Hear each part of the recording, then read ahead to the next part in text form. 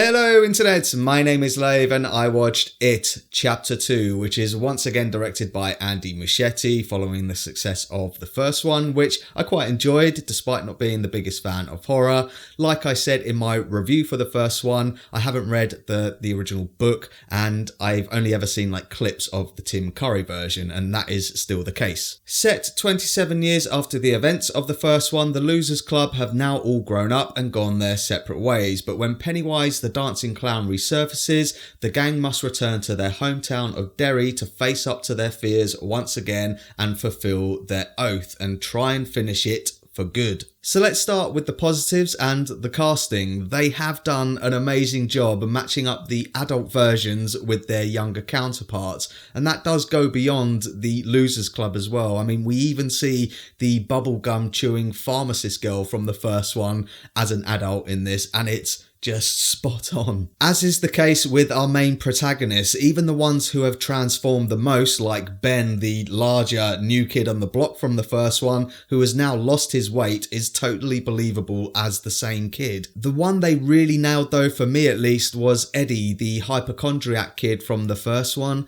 There is a moment in this where the older version overlays with the younger version in this kind of crossfade effect, and their facial features just match up perfectly. You would swear that is just an older version of that kid. It's uncanny, and that scene actually becomes a bit of a metaphor for the entire film, with memories kind of intersecting or colliding with the past, their repressed memories coming back to haunt them. We find out that Mike is the only one who stayed in Derry and therefore is the only one who remembers what really happened. The ones that have moved away have forgotten what they're supposed to remember. In fact, I think one of the characters even says that at one point.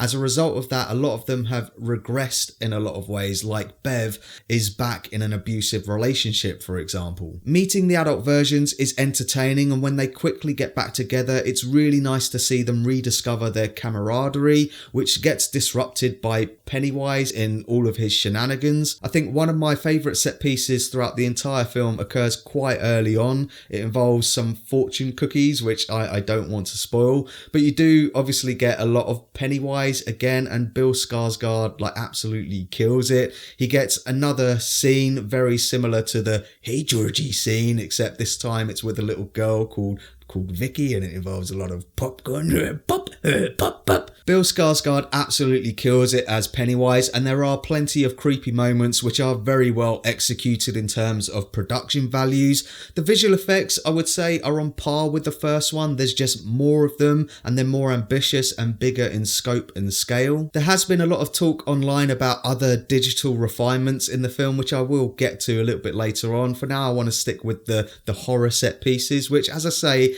there are a lot of them and they're all very well executed. It's a really good looking film, but the stuff that I found the most harrowing didn't involve any monsters or creatures at all. Similar to the first one, when Ben is getting attacked by the bullies, I found that kind of really quite disturbing because that is very plausible. Likewise, in this one, there is a scene with just some random people from Derry attacking a gay couple, and it's really quite disturbing because that stuff probably does happen in real life. I did find that really scary. The first act starts off well. It's a bit rapid, but I was enjoying it. But when the film gets into its second act, it started to feel like a bit of a tick box exercise. We get a brief explanation as to where it came from and its cosmic origins, but then the Losers Club come up with a plan, which means they must separate and collect some tokens. Despite the fact the characters don't like the idea of separating, they still got to do it.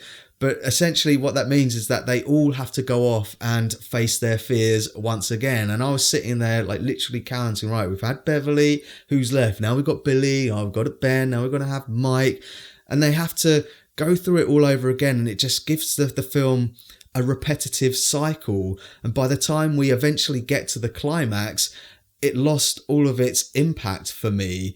it is a long film. I really did feel the runtime. That's not to say that it doesn't bring up some interesting points along the way, that there is actually a pretty stupid cameo that could have been cut, but some characters return that I wasn't expecting. The love triangle between Billy, Bev and Ben is explored, and there are some revelations with regards to Richie. And we also get some alternate, extended and new sequences with the younger version of the Losers Club, who have obviously grown in the interim since filming the first one, so there has been some digital de-aging, which is the digital refinement I was referring to earlier.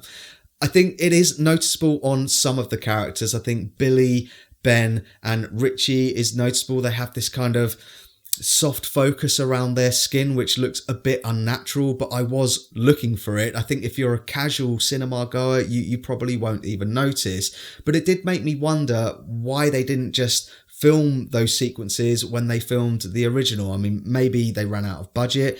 Maybe It Chapter 2 wasn't even greenlit back then. I mean, after all, Stephen King adaptations aren't always a success.